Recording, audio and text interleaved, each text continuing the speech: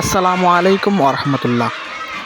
প্রত্যেক বছরের ন্যায় এবারও সাতক্ষীরা জেলা আশাশুনি থানার দরগাপুর ইউনিয়নের 13টি স্কুলের সমন্বয়ে গোল্ড কাপ টুর্নামেন্ট 2026 অনুষ্ঠিত হচ্ছে। এখানে 13টি স্কুলে সকলে অংশগ্রহণ করে। খেলাটি খুব সুন্দরভাবে হচ্ছে। আজ প্রথম দিনের বিজয়ীদেরকে নিয়ে দ্বিতীয় দিন খেলা হবে এবং সেখান থেকে ফাইনাল হয়ে যাবে। আপনারা সকলে দোয়া করবেন খেলাটি সুষ্ঠুভাবে শেষ নামাতে পারে।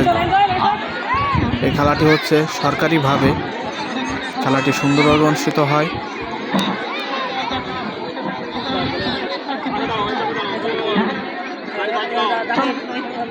তোমরা এবারে দাঁড়াও।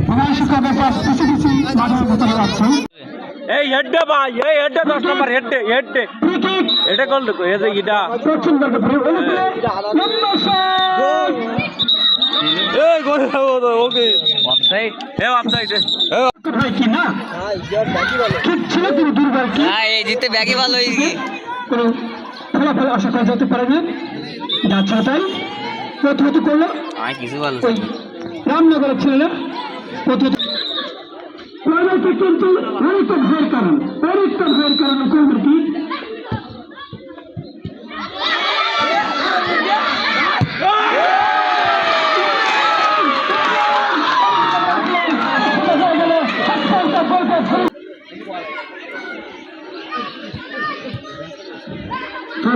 ভাগ্যাদি মায়ের মতো আসতে খেলাম